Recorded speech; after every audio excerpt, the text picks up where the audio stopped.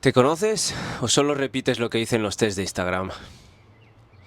¿Hay algo dentro de ti que te hace tropezar siempre con la misma piedra? Y eso tiene nombre. Te voy a hablar de una herramienta que en psicoanálisis, en algunas escuelas de psicoanálisis, es una herramienta que ayuda a entender el carácter de las personas, pero es incluso mucho más potente que ello. Esta herramienta tiene miles de años, y no estoy exagerando. Ha ayudado a estructurar no solo el universo, sino la composición caracterial y espiritual del ser humano. No te voy a hablar de numeritos, ni de alas, ni de subtipos, si ya sabes a qué me refiero, pero voy a hablarte de tu patrón invisible. Estoy hablando del eneagrama, una herramienta que ha sido entregada al sufismo, la rama espiritual del Islam. Conocerás seguramente algunos sabios que han utilizado esta herramienta a lo largo de los años. Los nombres son Rumi o Gurdjieff. En la actualidad, famosos psicoanalistas como Fritz Perls, como Eric Berne y muchos otros son personajes clave de la psicoanálisis, han formado su camino clínico, digamos así, en cierto modo, para trabajar la psicoanálisis. Y muchos de los alumnos que han aprendido las técnicas de estos grandes conocidos de la psicoanálisis, hoy día usan esta herramienta. Es cierto que ha sido un poco mal interpretada, que muchas veces es un poco utilizada al estilo tarot o al estilo astrología, pero nada más lejos de la verdad. Esta herramienta es muy potente y muy certera. Te voy a hacer un diagnóstico breve sobre cómo funciona el eneagrama y cómo lo empleo yo personalmente. Bien, no es un test, es un espejo en realidad, hablando simbólicamente. No es una etiqueta que uno se pone cuando se determina qué eneatipo se forma con nuestra persona. Es más bien un mapa de guerra. ¿Qué quiere decir esto? Significa que nos da las directrices, el camino, donde nosotros vamos a tener que luchar con nosotros mismos. Una batalla con nosotros mismos hacia adentro para tener que excavar e interpretar todas esas limitaciones, esos egos, porque hay muchos, y esas emociones mal asimiladas, esos traumas, que la psicoanálisis intenta resolver cuando alguien va a sentarse delante de un experto en este campo. Cada tipo es un patrón de defensa, un miedo central y una energía bloqueada.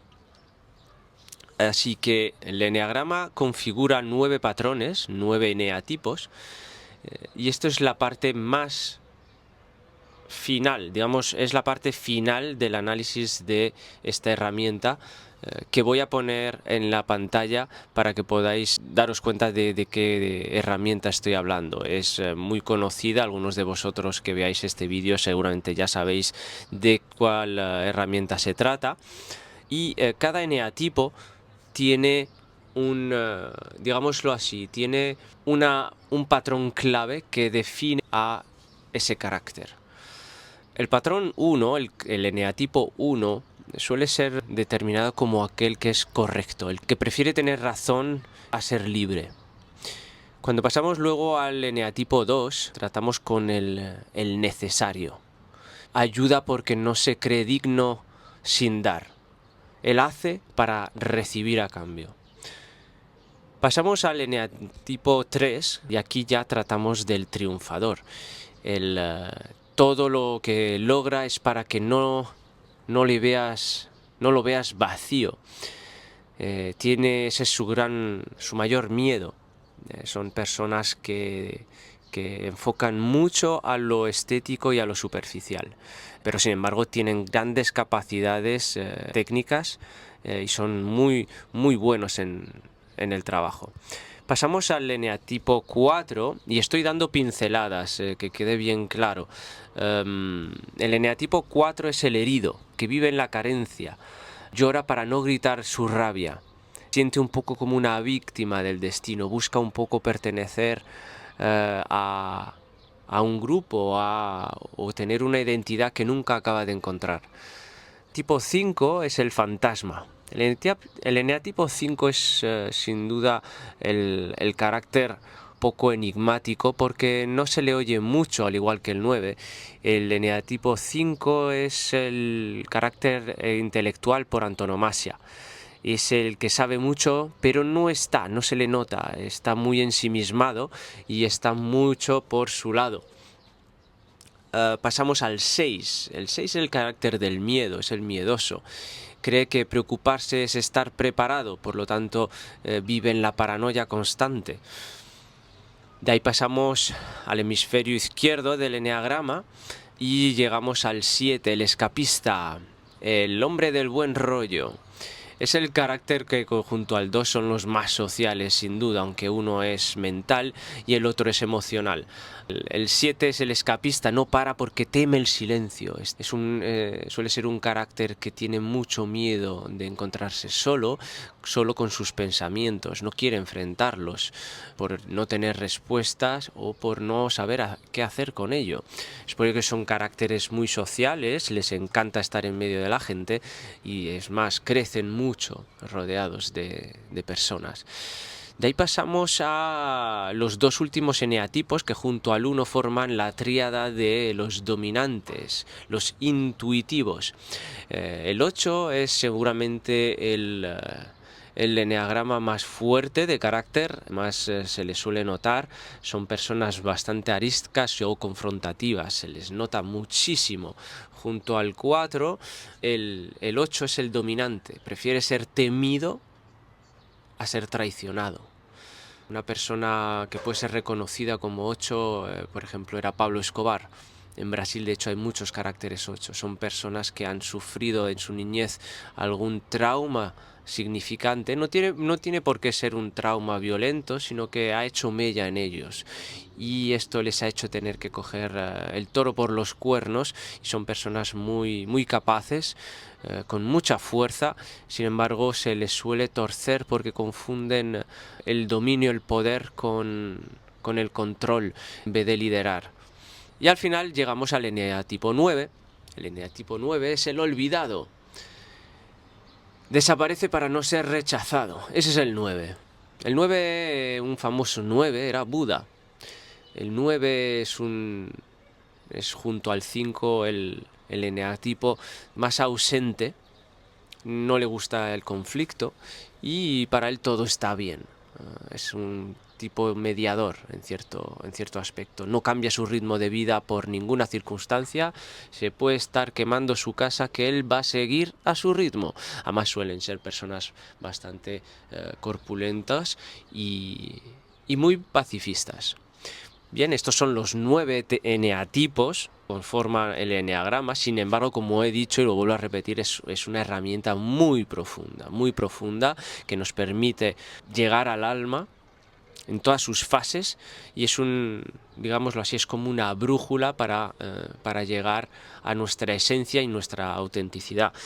Yo cuando la descubrí, la verdad es que me quedé anonadado. Siempre he sido una persona que me encanta mucho estudiar y sobre todo el ámbito de las religiones y la filosofía es una rama que me gusta muchísimo. Pero debo decir que cuando he estado en los últimos tiempos en los intensivos sufís, donde me he arrimado muchísimo, aunque no me he acogido al Islam, no soy un gran fan de las religiones abrahámicas, debo ser honesto, sí que he encontrado en la herramienta espiritual del amor, que es el sufismo, una herramienta muy útil que se asemeja muchísimo a la corriente taoísta en un modo distinto. El taoísmo no ofrece estructura, sino que ofrece más bien una manera de interpretar la vida con los sentidos, dejándose fluir e intentando, mejor dicho, sintiendo sin intentar, que es la corriente, lo que es el universo, lo que es lo que ellos denominan el Tao. En el sufismo todo esto se consigue a través de un trabajo estratégico de niveles que iré abordando en esta serie de vídeos y que para mí no tiene igual. En contraste con otros enfoques, Enneagrama no es astrología para influencers, es algo muy preciso, como digo, es una herramienta ancestral que aún a día de hoy viene utilizada por la ciencia, aunque pasa de puntillas. Hay centros de psicoanálisis a día de hoy, como los gestaltistas y los seguidores de Eric Berne, por ejemplo, con el análisis transaccional, que hacen uso de ella. Cierto es que hay otras corrientes que no la reconocen, son más bien las corrientes más estructuradas y científicas, como pueden ser la cognitiva conductual o la escuela de Lacan, los lacanianos, que analizan la personalidad, la estructura mental de una persona en base a su lenguaje. En cambio, las que son más trascendentalistas, digamos así, o que son un poco más tienden a lo espiritual y a lo místico, como pueden ser la corriente de Hillman con sus arquetipos, o Jung, o los mencionados previamente a análisis transaccional o Gestalt. Les gusta esta herramienta. En esta serie vais a encontrar mis análisis sobre cada eneatipo y voy a intentar ir un poco a arrojar luz desde mi perspectiva personal, de lo que voy aprendiendo, de lo que voy aplicando en la escuela. Yo me arrimo mucho a lo que es la escuela IGAT de Nápoles de psicoanálisis y psicoterapeutas, al modelo Gates, que es el modelo de Gestalt, análisis transaccional, eneagrama y espiritualidad, llevada por el doctor Antonio Ferrara y Carolina Alfano, en Nápoles, en la zona norte del Vómero, y muchas veces hacemos retiros, workshops y demás, y aplicamos todo lo que sabemos. Ellos son grandes profesionales y yo con ellos lo que estoy haciendo es desarrollar esta herramienta que me parece fascinante en mi coaching y con mis alumnos.